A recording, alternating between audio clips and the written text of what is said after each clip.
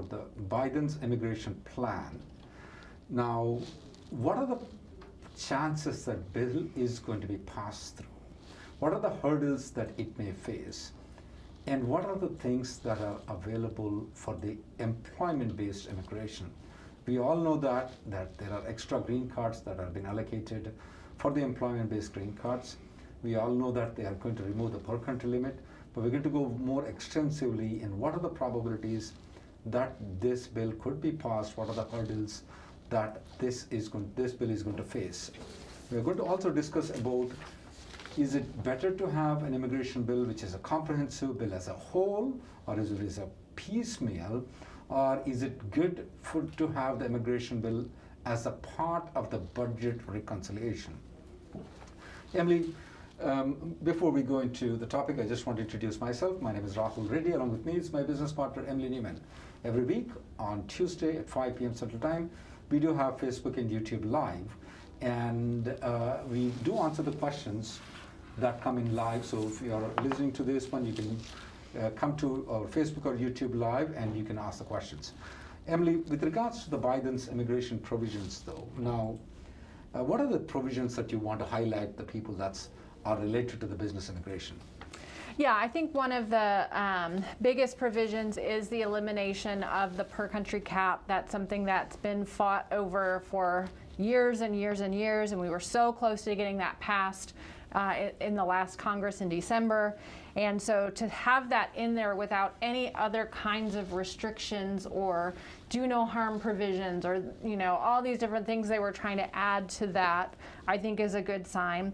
The fact that, you know, in the previous bill, we talked about having, if once you had your I-140 approved for 2 years, you could file the adjustment of status. This has a provision that says if your priority date is more than 10 years ago, you can file the adjustment of status regardless of whether there's a green card available or not. So it kind of has that fail-safe so that you're not waiting decades. The most you're going to wait is 1 decade for the green card. So I think those are some of the great provisions. While they, in the recapture of unused green cards and not counting the spouses and children towards the caps, that's going to be a very helpful provision. If they would add it. It's in there. Which cap? Towards the employment-based cap, not counting the dependents. Okay. One of the things that I want to tell is that the per country quota limit taking off is definitely one of the best things that they have done in this immigration bill, which is going to be helpful. It's going to treat everybody equally. There's no doubt about it. Emily, we all know that this bill is good. This bill eliminates the discrimination. It is giving importance to the business immigration, treating them more humanely rather than having them wait for centuries or if not half a century to get a green card. Now, we know that in the House, the Democrats have a majority. We know in the Senate, they do have a majority, just a thin majority. But there is a filibuster. That means that every bill has to go through 60 votes to pass through, unless nobody objects to it, which we do expect that there will be objections to this one. Now, what makes you think that this bill will go through? What is a better strategy for Democrats? Because when I read the bill, Emily, it doesn't look like it's a bipartisan bill. There is no senators who are from the Republican Party who supported this bill. I haven't seen a single congressman from the Republican Party supporting this bill. So what is the best strategy for the Democrats to pass this bill? Is it a comprehensive, put everything together, or cut into pieces and pass each of them separately? Especially seems that the Republicans are very interested with the DACA kids. That means the kids who came into the United States when they were under 15 and they are now unlawfully present in the country. The Republicans are more interested in that to pass. Or is it that they're going to attach with the budget and pass it through where they don't require a filibuster, they can pass with a simple majority of 51 votes? Yeah, I think the best thing this bill has going for it is that it's been introduced in the first 2 years of the Biden presidency, while he does actually have a majority, even if it's a thin one. Every other time we've tried to pass a comprehensive bill, it was at the end of the presidency when we lost the majority, and that was one of the downfalls. So we've fixed that mistake. you know, comprehensive versus piecemeal. I like the idea of piecemeal, but we've been down that road before too. And that's what the Republicans had wanted to do in the past. And they said, we need to do a little bit at a time, small things that everyone agrees on. And then the Democrats didn't want to do that. So I don't see that as a viable option.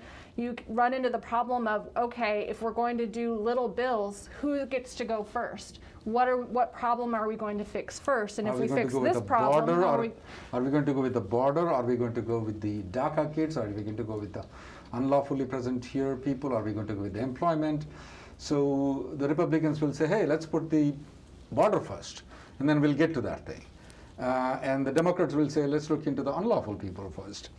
And there may be some blackmailing things. So overall, you feel comprehensive is better.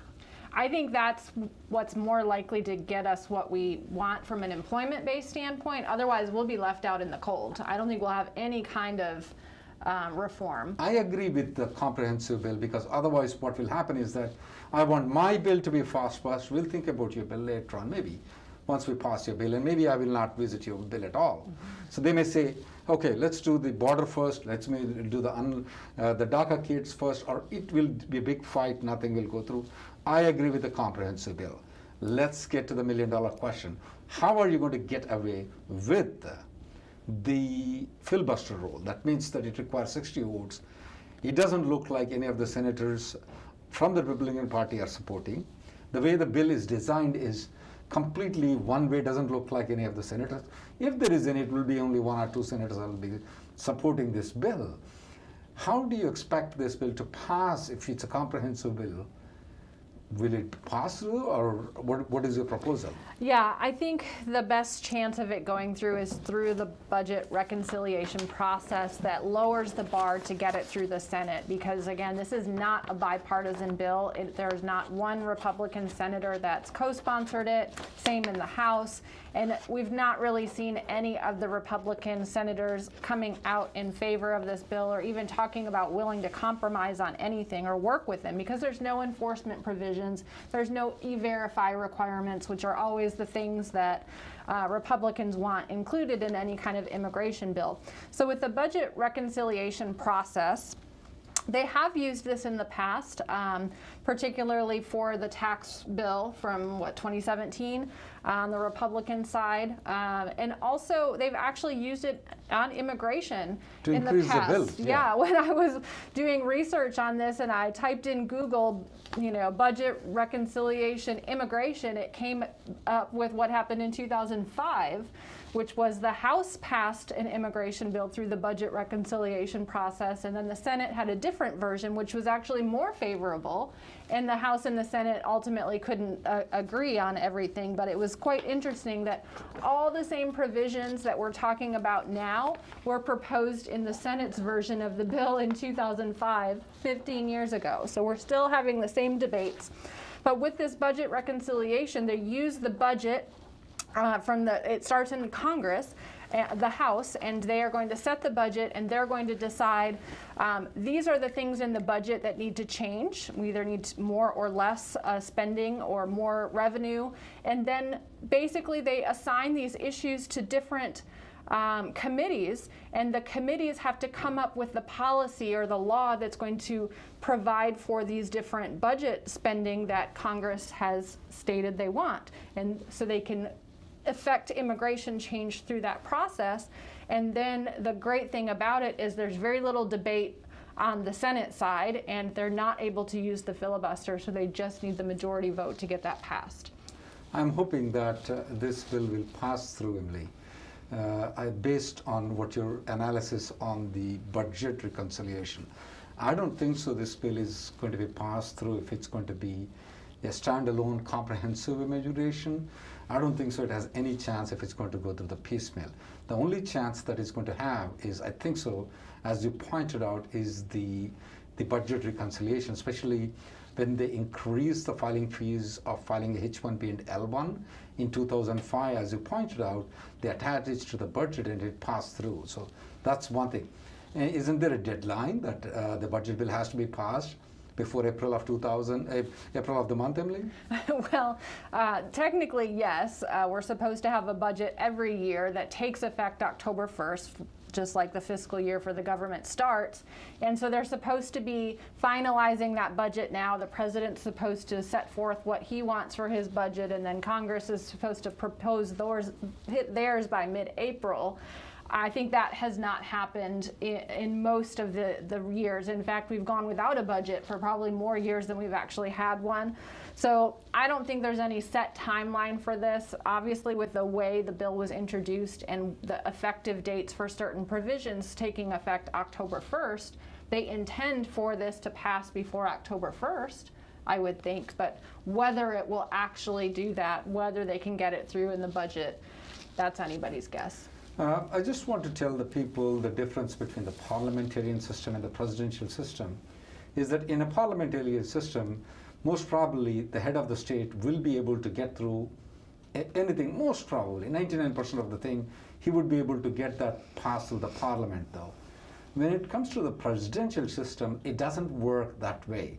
The government is built in three separate ways: the legislative, the executive, and the judiciary. The segregation between the executive and segregation between the legislative and executive is completely segregated in the presidential system. In the parliamentary system, there is an interchanging. The executive is also sitting in the parliament and dominating the things there too. He is the leader for the majority party. That's what happens. That's how he gets to be the head of the state in the parliamentarian system. That doesn't work the same way in the presidential system. There are some plus points for it. There are some minus points for it. The president not able to get his bills passed is sometimes becomes a minus point. And sometimes if you're in the receiving and bad end of it, then you will feel, yeah, it is something a plus point. So that is where we are right now. But as Emily pointed out, that the simple majority, this bill can go through the things. All right, so one of the questions we get a lot is for those of you that are on a non-immigrant visa, such as H1 or maybe H4 with an EAD or L1 or L2, what activities can you do while you're on this visa? A common question we get is it okay for me to trade stocks if I'm on a non-immigrant visa? So I want to differentiate between the EADs and the H1Bs and H4s. Now the EADs, L2 EADs and H4 EADs, practically, everything that's not illegal, they can do the activity. That's perfectly all right. Now let's speak about the H1Bs and people who are in H4 who doesn't have a work visa and L1 visa assembly. So can they trade stocks? Yes, they can trade stock. Can they make profit? Yes, they can make profit. Do they need to pay taxes? Yes, they need to pay taxes. Can they be a day trader and trade a lot of stocks? I mean, they can do the day trading in a wise, but if they are going to leave their main job and then sit down and day trading, that may not be legal because their visa status states that they should be working as a main job as a software professional. But if they are just trading, like in a day, 2, 3, or 4 times, I don't see anything wrong in it, Emily. What if I wanted to, purchase a house to rent out and have a rental income? Is that okay? According to the IRS rules, though, if you are not dedicating a significant amount of time, you are not considered to be an active participant, and you're not supposed to do any of the deductions that are available if you are an active real estate person.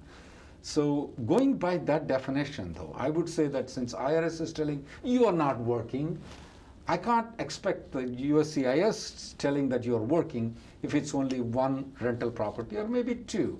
But Emily, if it's going to be like 10 rental properties, I think so they're crossing the line. Mm-hmm. 1 or 2, it seems that they're fine in owning it and renting it. I don't see that as a problem. Is there any issue with someone volunteering their time for a charity? If it's a charity like Red Cross, Telugu Cultural Association, church, temple, absolutely they can do it. I don't see anything wrong with it, Emily. So if I can volunteer my time for a charity and it's fine, what if I want to volunteer my time for my friend's startup and not get paid? No, that's definitely is not a volunteer activity. It's not allowed if you're an a H1B or L1 or H4 without a EAD. The reason is that when you are doing a free work though, you're expecting something in return though, at a later date. You're expecting something in return. Yeah, if you want to go and help your friend out in cooking, since the guests are coming, that's perfectly fine.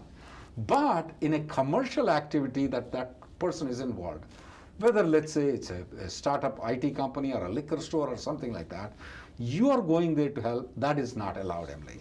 But if everybody is getting together, you want to go and you want to cook, you want to help that lady out, yeah, perfectly all right. And if I'm on an H1B or an L1, am I allowed to attend school? You can. As long as you keep your job, you can go to school. Absolutely nothing wrong. Can you go to full-time school? As long as you keep your job and you're working, you can still go to full-time school. Any other common questions you get about things that you can do when you have a non-immigrant visa? Right. A lot of people ask questions that about owning restaurants. That's the common question that come up. Owning shares in the company, though, there is a difference that normally if you own stock, then you're not participating in the management of the company. But when you own a restaurant, though, there is a gray area. I feel very intimidated when they speak in about all those things. They say, oh, I'm not going there to work. I'm just going there and tasting the food. I'm going and checking this thing out. Oh, I'm just delivering something in the weekend. I'm just helping my friend, the restaurant out to get some business. I think so they're crossing the line, Emily. So especially when it comes to the restaurant, I'm very, very worried about it. If it's some real estate where their involvement is nothing, I might be okay with it. But for a restaurant, no. Especially I do see nowadays that a lot of these kids go to cloud financing. What they do is that they find something in Seattle and they find that's a good place and they invest in it. I don't see anything wrong with it because they're not managing it. But in a restaurant in the same city you are in and you're investing, I have a problem with it, Emily. Oh, another common one that we see is Uber driving or Lyft or delivering food with Grubhub or something like that. No, not allowed. I've also been, recently I had an inquiry, Emily, where the person was doing some carpooling thing. And I got real confused. Carpooling means, I remember my wife going with my next door neighbor, from one time she takes, one time he takes the car. But this guy got paid. I said, how do you get paid in the carpooling? I don't think so. So there is something called carpool. So he was taking the people and he was getting paid. So there is that is not allowed. If you're just carpooling with your neighbor, I don't see a problem with it. But if you're taking the neighbor every day and the neighbor is paying you, that's more or less you're working for him. Or you're working as an independent contractor. That's not allowed. But real carpooling where you go with another person drives on one day, you drive one day, I don't see that as a problem. Emily, a lot of people's H4 visas and are stuck. The I-539 is taking a long period of time. And because of the biometrics, they're unable to approve it. Is there any change right now on that rule right now? So we do know, and we've mentioned for some time that biometrics can be reused. So if you've previously submitted your biometrics, there's a chance that USCIS will use the old one. They'll send you a notice saying we're using your old one, and they won't schedule you for a new one. It was very inconsistent. We did not see any rhyme or reason to who was being allowed to reuse and who wasn't. Now we have a little bit more detail about how this policy actually works, and it actually is quite limited in who can reuse their biometrics. So in order for this to happen, it means you had to have given your biometrics at an application support center previously. So it doesn't count if you did biometrics at the consulate. It doesn't count if you did biometrics at CBP. It's only if you have filed an application with USCIS that required you to attend biometrics. So for most people stuck in these H4 and L2 long processing times, that only counts if you filed something after March 2019 when the biometrics requirement came in, because there are very few other types of applications that actually require biometrics. So that limits the pool of people that may be able to reuse. On top of that, they will only reuse your biometrics if both your applications have the A number listed and the A numbers are exactly the same. So if there's any typo in your A number, or one file has the A number and the other application didn't, they will not reuse your biometrics. And lastly, they need to verify, on top of the A number, the name and the date of birth and all of your biographic data information from your passport must be exactly the same from one application to the next. So if in one application you had a middle name that was listed as part of your given name, in the other application it was put in the middle name box, they're probably not going to let you reuse those biometrics. So it is very limited, the number of people who actually get to reuse them. And because of that, we still, as of this week, have a 1 million person backlog in getting the biometrics done. They're still only processing about 10,000 a day. This is not getting any better, and they're not able to use any biometrics that fall outside of those very limited requirements. One update from the visa bulletin is that there has been some advance in the priority dates, which is a welcoming news. I think so going forward, we do expect more advancing of the priority dates, especially for the EB3. It definitely has gone far. It crossed the May 1st of 2010, which is a remarkable thing. We do expect a lot more movement in EB2 and EB3 in the coming months, though. And there are some questions that we're noticing in the YouTube and Facebook, that what do we do if the priority date becomes current, though? Well, right now, if the processing time has crossed, there's different thing. The priority date has to be current, and the processing time for you must be mature. For the people who filed in October, though, and I mean, the processing time that they're showing is almost like anywhere between 24 months to 48 months. Having said that, we are noticing a lot of people whose priority date has been current, even though they have filed recently, they're getting their approvals. But we cannot demand them to adjudicate the application. You cannot raise a service request, you cannot go to the congressman, you cannot go to the ombudsman at this point of time. You just have to wait for them. I mean, what is your experience when the priority date becomes current? How long is it taking for them to get the green card nowadays? It is all over the board. I have some that are able to get the green card in the month that it first becomes current. I have some that have been now waiting for 6 months and still have not received the green card. I have some that received RFEs after the date became current, and now we've responded to the RFE 3 months ago. No action is happening. There does not seem to be any rhyme or reason to it. Is there any cases that you filed in maybe July of 2020 that got approved right now, adjustment of status? Yes, yeah. We've had some July, August. These are EB1 cases. Where they were current at that time based on the final action date, and we recently started receiving approvals for those. They were not interviewed. They were able to do the biometrics kind of early on. So they are processing cases. It's when they decide to interview and they move the case to the local office, I think that's where things really get bogged down. Questions are coming with regards to the processing time of the EAD, the adjustment of status. They are ranging anywhere between 2 months to 10 months. A lot of questions on the biometrics of the adjustment of status. You don't have to get paranoid on the biometrics of the adjustment of status here right now. The reason is that your EAD is not connected with your biometrics. Even if your biometrics is pending, they can approve the EAD. Now that's only for adjustment of status EAD, guys. In the H4 EAD, they will wait until the biometrics is done before they approve the H4 and EAD. Your I-140 has nothing to do with your EAD or biometrics. Although we do recommend that the I-140, we strongly recommend that if your I-140 is still pending, especially under the downgrade, we strongly recommend that you file a premium processing to get it approved fastly. Praveen from YouTube wants to know what's going on with Perm approvals. Why is DOL now taking more than 7 months to approve? Yes, we're seeing that delay on Perm approvals, as well as prevailing wages are still taking 5 months or more. With the Department of Labor, it is not a fee-based agency. The company does not pay any filing fee for either a prevailing wage or the actual Perm process or the audit process. So all of that is government funded, which means they have limited resources.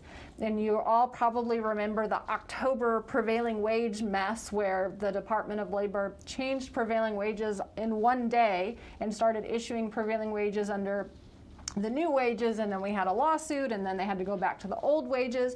Well, now they're spending all of their resources going back and reissuing prevailing wages that were issued back in October with the old wages. So that used up a lot of their resources, so I'm sure that has an impact on processing times. Kiran has this question: can we hold multiple H1Bs in multiple jobs? Is there any specific procedure for that? Yes, that's called concurrently filing H1B, concurrently working. There is a YouTube and Facebook video we have released. I want you to search in Radio New and PC for that. It's about maybe a month ago that we released it, maybe a month ago, probably 2 months ago. I want you to watch that. It's called concurrently file, concurrent H1B. Search for it, you'll find it. It is exclusively made where you can work for multiple companies at the same time. No problem on H1Bs. You can do H1B. You definitely can do it.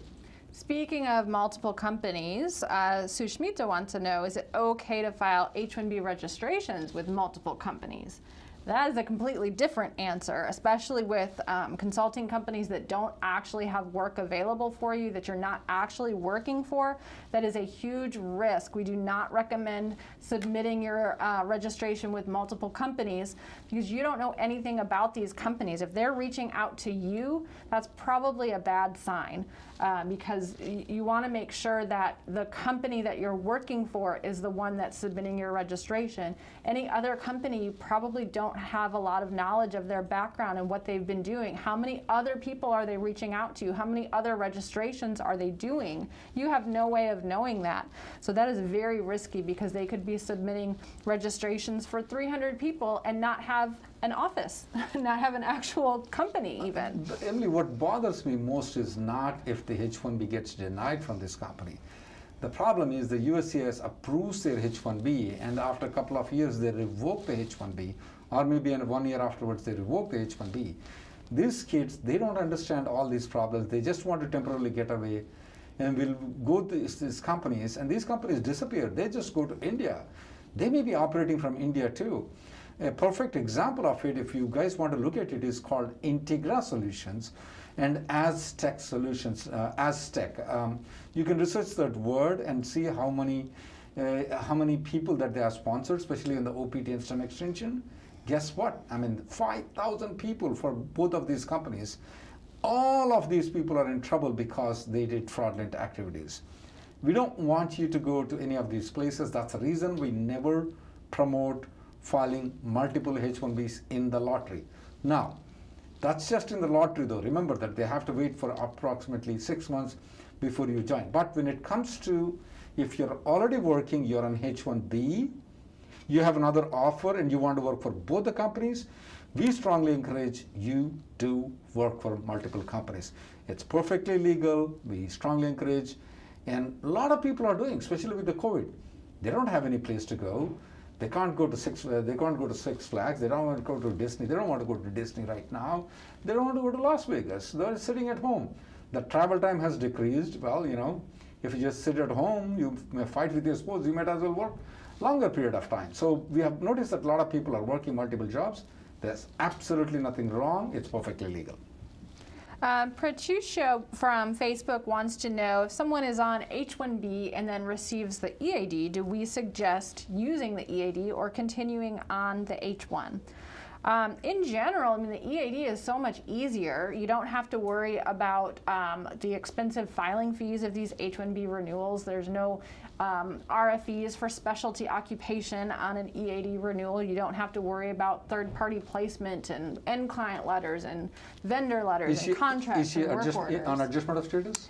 Yeah, she's talking about a GC EAD. Okay. I don't know, for some reason people are paranoid about going to EAD, Emily. Yes, we have made some statements in September and October, hey, wait, don't use the EAD. That is only because we wanted their I-140 to be approved. People are paranoid about using the EADs. And there are a lot of lawyers who are supporting filing an H1B, maintaining all what you said and concurrently. I only think that one thing, because they want to make money on these people. If I have an EAD GC and my underlying I-140 is approved, I don't want to pay extra money to a lawyer, immigration lawyer. I don't like immigration lawyers, please. I don't like them. That's my way of thinking. And guess what? A lot of filing fees for each of these things. How much filing fees do you guys pay for your EAD renewal, GC EAD renewal? $0. So I personally would like to get married and would like to use the EAD. Yeah, I think, especially once you have the I-140 approved, generally with an employment-based 485, there's not a lot that can go wrong. Obviously, we can never guarantee an approval, but you should know going in if there are any risks in your case. You can have your attorney review your file and verify if everything looks good. And if there's nothing in particular risky about your 485 where you're at a possible risk of denial, then I think the EAD is a great option instead of an H1B. Yashwant has this question, can we trade cryptocurrency? Yes, you can trade the cryptocurrency on a non-immigrant visa. Absolutely nothing wrong with it. Sai from YouTube wants to know, is it possible to apply for an H1B transfer from outside the U.S. before entering the country?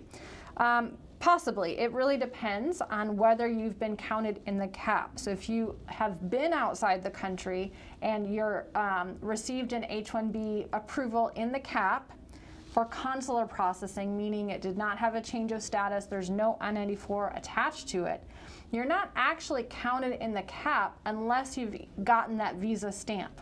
So if you have not gotten the visa stamp, you may have trouble transferring that to another employer. If you've gotten the visa stamp, then you may be able to have another employer file an H1B petition for you. For consular processing, it's not exactly a transfer, but it can be done. Priya has this interesting question. Our priority date is October 2017. She doesn't know when she's going to get the green card. I absolutely agree. We are thinking of considering EB-5 route. What are your thoughts on this? When I go to some of these Indian events though, I see little teenage kids coming and distributing EB-5, you'll get an EAD within 3 months of applying. Is that true? No. I don't know how they're saying that. Explain it to me, Emily, why? Yeah, so there are multiple steps in this process, and the first application that you file does not provide you with any status. It does not provide you with any work authorization, and it's taking like 2 years to process. No, sorry. It's 36 months to 56 months, Emily. Please correct. Yeah, that's just the first step. So, and you have to get that step approved before you can actually file the 485. It's I-529. It's very similar to I-140 if you want to understand that. Right, but the I-140 you could potentially file concurrently with your 485 right. if the date's current. Right. The 526 does not allow that. Sorry. So, so that's one issue, is the very long processing time that provides you no status, no employment authorization while you're waiting for it. And then you still have to wait for a green card to be available for you, file the 485, that's when you get the EAD.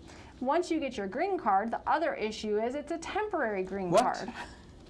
I put $1.9 million to get a temporary green card? Exactly. I thought all green cards are temporary. What's the specialty of this temporary green card? So this particular one, the whole purpose of it is you are helping grow the economy, you're creating jobs for U.S. workers. Well, they need to verify 2 years from when you get your green card that you've actually created those jobs for U.S. workers. So you then have to file another application to remove the conditions and make it a permanent green card. Well, guess what? That processing time is another 3 years. This is going to take you 10 years to get a green card after you spend $1.9 million. And let me tell you, Priya, the percentage of success rate is very low. And when you go to these events, though, they say it's 99% or 100% success rate. That is most probably not true. Look into the EB-5 fraud, guys. Just Google it out. These companies, they form, they come, they take your money. You won't, and I'm fine if you lose your money and you get the green card. I'm fine with it if you're my client. You lose the money, you don't even get the green card. Please be wary of these people. Before you embark onto this journey, please consult an independent lawyer, not just these agencies that take your money, to evaluate is it a proper thing or not, and don't get deceived by them. As Emily has pointed out, it may take up to 8 to 10 years if everything works good for you in the EB-5. And that is the percentage chances, according to me, is between 15 and 20% if everything works good for you to get the green card. So please be aware of all these things. It's not like you put a $900,000 or $1.8 million, you'll just get the green card. No, it is not like that. It's not like cryptocurrency, you can buy it. Avidundin from YouTube wants to know if USCIS is delaying sending H-4 receipt notices as well now. Yes, so the H-4, if it's filed by itself, it's the I-539 application, it generally goes to a lockbox, and the lockboxes are where all the delay is happening. So yes, we are still seeing delays in receipt notices. Cases that we filed in January, both I-140 petitions and I-539s, where they go to the Dallas lockbox, are very delayed, still no receipt notices. Somasri Dutt has this question. He has done the biometrics when he got the stamping. Will that be accepted right now? No, sorry. You have done biometrics when you got the stamping. You also did the biometrics when you entered into the United States. You have to do the biometrics, then only you are allowed to enter into this country. Those are not acceptable for the H4. That's what if you're targeting for. MMM2 from YouTube has this question. I have my priority date, final action date is current. My biometrics are done. I have my EAD and AP. Can I travel? Will that be any problem? No, it won't be a problem. There is another additional question that pops up is what happens if you get the green card while you're outside the country? They do allow you still to come here in the United States on advance parole, even though your green card is approved. So I don't see any danger in your travel. Chekradar from YouTube is a UK citizen born in India and wants to know, are they ever going to consider country of citizenship for the green card instead of country of birth? Great question, and this bill does exactly that because it eliminates the per country cap. It puts everybody on an even playing field, so it doesn't matter whether you were born in one country and citizen of another. Everybody is the same. And S386 was the same way. So hopefully, when we get these discriminatory provisions removed, then yes, you'll be in good shape on that. At least S386 has some limitations as compared to this bill, Emily. It's clearly this bill is no discrimination, period. There's nothing there. In the S386 bill and the 1044 bill, there are like a certain percentages, after a certain percentages. This bill is clear and very good. It doesn't look into where you're born, it doesn't look into your citizenship, it only looks into your skill and your education, and it looks into your character, but not where you're born at. Anshuman from YouTube has his wife has an H4 application that's been pending since last July.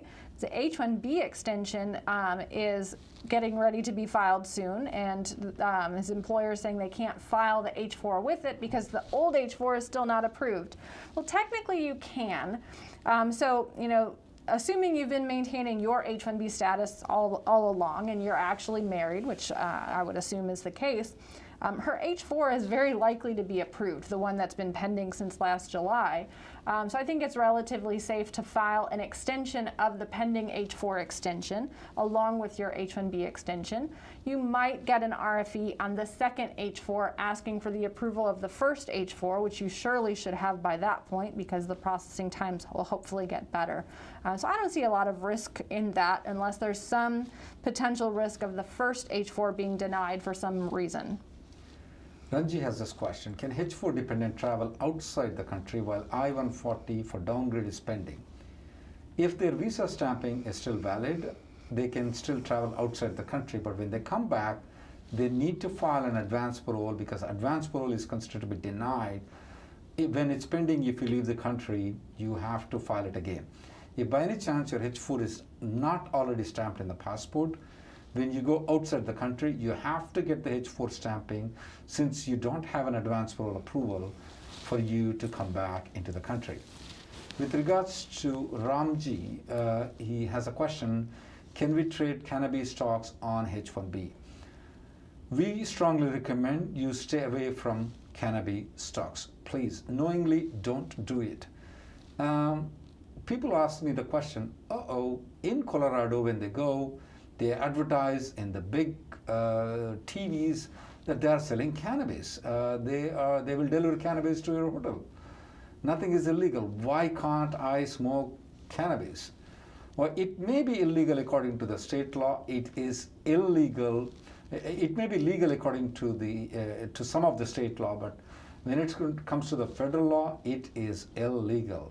So when it comes to trading the stocks of cannabis, we recommend not to. And then we got a lot of consultations asking the question, hey, I may have done some activity, what do I do? Well, right now, they have not been enforcing enough of the things.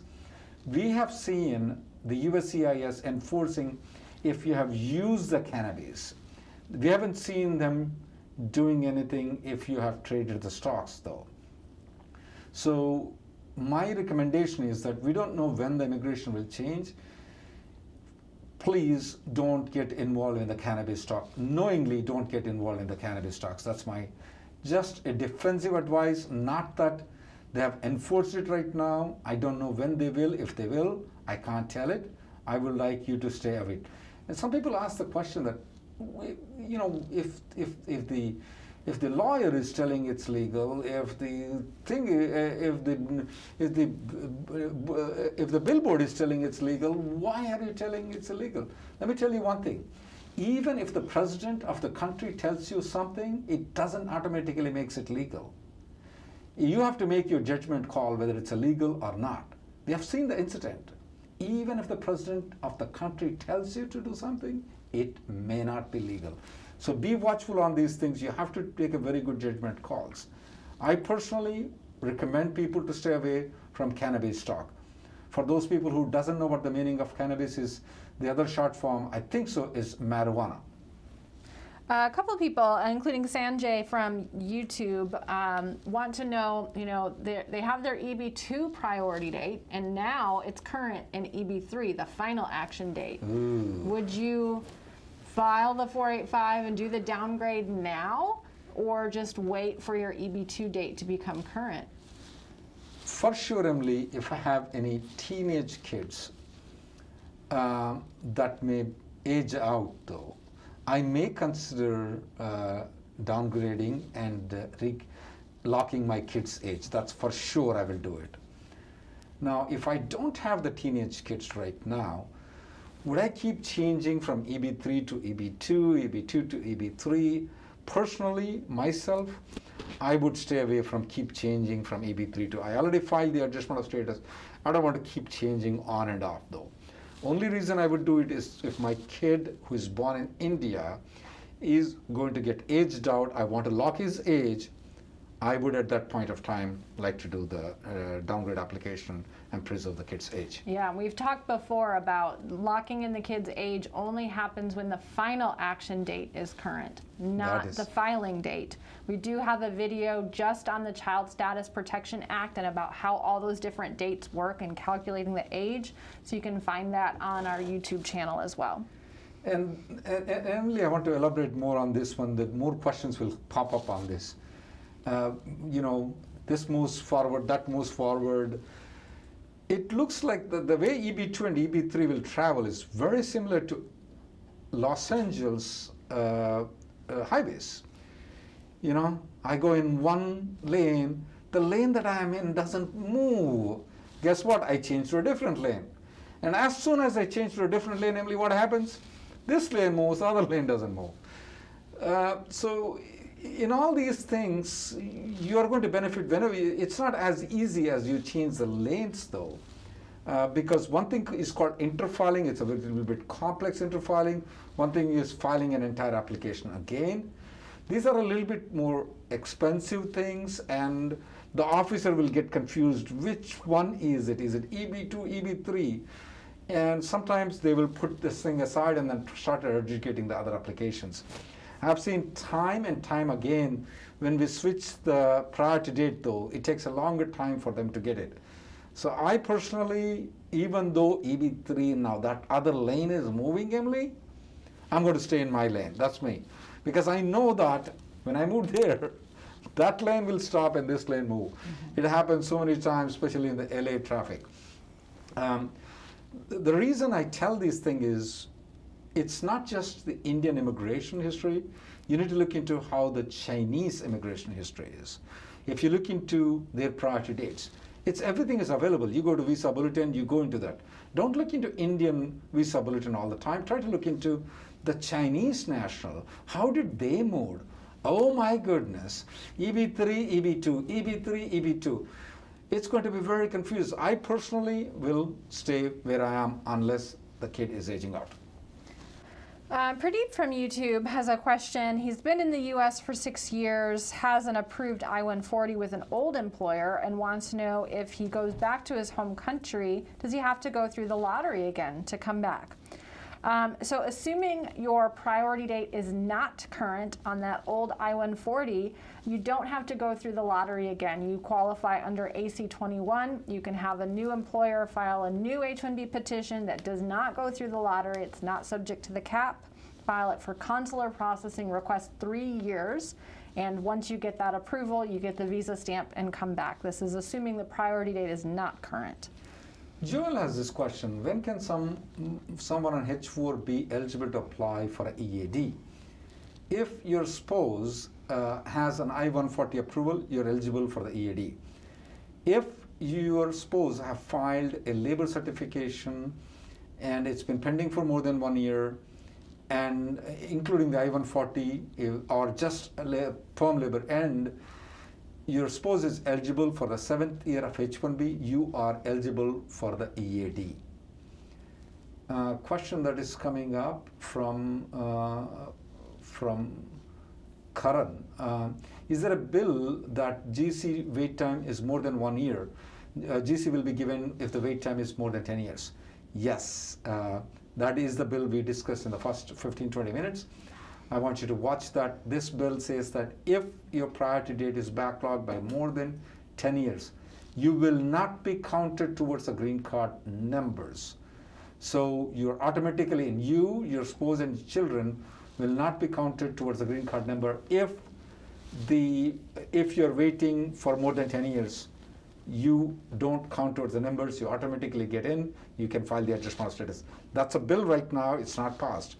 I hope it passes, Karan. Elvis Monash on YouTube wants to know, for someone on H-1B who lost their job during COVID-19, has the 60-day grace period been extended? No, it has not. USCIS has done very little to help people in this situation. There's no extra grace period. You have to file a transfer or a change of status or leave the country within 60 days of the job loss. It's a very sympathetic thing though, when it comes to the aliens. That's the word they use on us guys. Aliens is that when the economy is good, they say, okay, you're doing fine, we'll keep you. When the economy is doing the worst though, the first people that they will try to punish is the aliens, that's us. So be wary on these things. That's the reason we would like to take this discrimination off as soon as possible and get this bill passed out so that you don't have to keep waiting on H1B instead of getting the green card, though? Meghna from YouTube wants to know, the H1B was filed last April 2020, still pending. Will staying in the U.S. on H4 create any issues for USCIS to make a decision on that H1B? No, not at all. The H1B process is not based on your current status, whether you're in the U.S. or outside the U.S. They're just looking at the petition, and yes, we still have cases pending from last April that are in process. So the H4 has nothing to do with it. Emily, I want your attention on this. This question comes from YouTube. Bhushan is asking this question. How realistic is it for this per country quota to be removed under the new law? And now I know there are other provisions in the bill. How do you differentiate between the 1044 Senate 386 bill and this one? What ratings you would give as the percentage of passing, according to you? I think that this bill, the bill itself is difficult to pass just because it's a comprehensive bill, but that's a tough question to answer. I think this has a better chance of going through compared to S386 by itself because it provides other relief provisions. It increases the number of green cards. It allows for the recapture of old green cards, and all of those provisions combined, so it doesn't have a negative impact on other countries that are waiting, which was one of the big complaints about S386, is it was negatively impacting the other people. So with this bill, it's straight takes it off for everybody, but we have more green cards to go around so that we're not negatively impacting others, and nobody has to wait more than 10 years.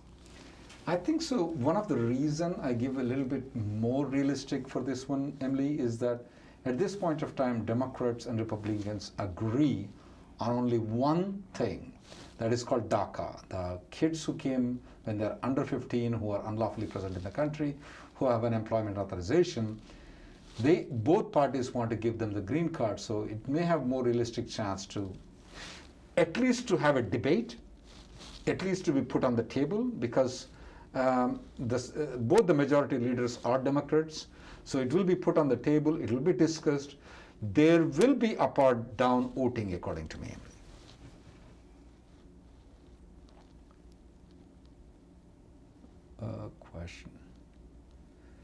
Question that is coming is that I have my EB2 approval, the priority date is not current right now.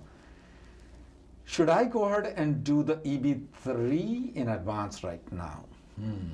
Good question. We did advise people before not to, but we changed our opinion in September or October. Yeah, I mean, if you think so, you're going to stay with this company for a long period of time, go ahead and get the EB3 approved. It doesn't harm your EB2. When you have EB3 approved here, though, in advance, you have EB2 and EB3 both at once. Whichever comes forward, you can apply the adjustment of status. Just because you got the EB3 approved doesn't mean that you have done any harm to the EB2. So I'm fine if you would want to get the EB3 approved in advance, even though if your priority date is not current. Shalini from Facebook wants to know, she's waiting for her H4 and EAD extension to be approved. The I-94 is already expired. Can the employer file an H1B transfer? She was holding an H1B visa previously. So the employer can file something, it's technically not a transfer.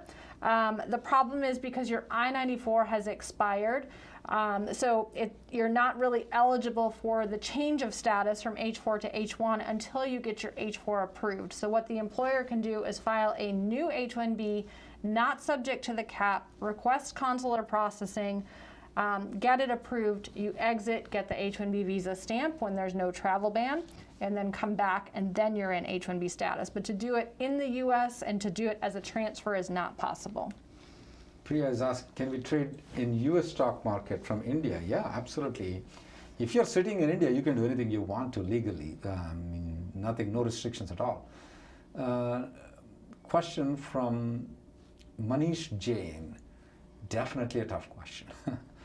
How easy for an age-out kid to move from H4 to F1 when adjustment of status application is pending? Now, tough questions are yours, Emily. Oh, great.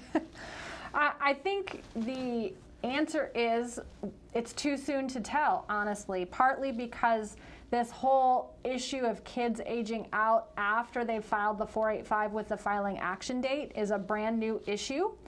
Because we've only had the filing date in the last 5 years, and this October was really the first time the filing dates moved forward so much and we were allowed to use them, that it created this opportunity for people to file but still potentially age out. On top of that, we have the extremely long processing times for the change of status from H4 to F1. So people that filed in October for their adjustment and then filed their change of status to F1, nobody's gotten an answer yet. I can guarantee you not one person has gotten an approval or a denial because the processing times don't allow for that. So we'll probably know in the next 6 months. We are keeping an eye on that. Yeah, and Manish, you don't have much options here. Since your kid is aging out, you have only 2 options: sending them to the consulate to get the F1 approval or filing the change of status here in the United States. We would strongly suggest that you do the change of status here though. And if by any chance you get an RFE, I definitely don't respond to the RFE, have a lawyer respond to the RFE. I think so a clean argument can be made here, especially what you're concerned about is the intent of the kid to settle in the United States. An argument can be made, the kid may had an intent to immigrate into the United States, but he doesn't have it now. An argument can be made on that. I don't think so. It definitely will not be a straight denial. It will be an RFE, and you will have a lot of chance to respond to that thing. Would I present all these arguments when I'm filing the I-539 application for a change of status from H4 to F1? You know what I will do? I will not present anything. I'll just file a change of status application. Of course, I will point out that an adjustment of status application has been filed. I will not present all the arguments in my initial application. But when the RFE comes in though, I would at that point of time present my arguments saying that the kid may have an intent before, but he now doesn't have the intent, and try to get them adjudicated. But yeah, we will, as Emily pointed out, in a 6 months time, we will know more about this. And as you keep listening to our live session, you will get the information from us. Chaitanya from YouTube wants to know, any luck with downgrades for Schedule A? Well, I can tell you that I've received receipt notices for the downgrades I filed for Schedule A cases in October. These have not been upgraded to premium yet, so they're still pending. So there's a chance we may end up with a denial if they say that you can't downgrade a Schedule A case, but we'll definitely keep you posted as we get the outcome of that. Some person is asking, can I do two different end clients working for the same consulting company? Yeah, you can. Absolutely nothing wrong. Your employer is the consulting company. End clients are not your consulting company, so I don't see anything wrong with it. Sushant from YouTube wants to know, can a nonprofit H1B transfer to a private company? So assuming by nonprofit you mean that the H1B was cap exempt, it's not possible to go from cap exempt to cap subject or nonprofit to private. You have to go through the lottery. So you would need to continue to maintain your H1B status with the current cap exempt employer, have the new employer file a registration on your behalf in March. If you're selected, file the petition, and then start in October. Anything else, Emily? I think that about wraps it up for today. Thank you for joining us. If we did not get to your question, remember we do have a daily conference call that's free. You can go to rnlawgroup.com to get the details and dial in to ask your immigration questions there. And you can always set up a consultation with either of us or any of our attorneys here at Reddy & Newman by going to rnlawgroup.com.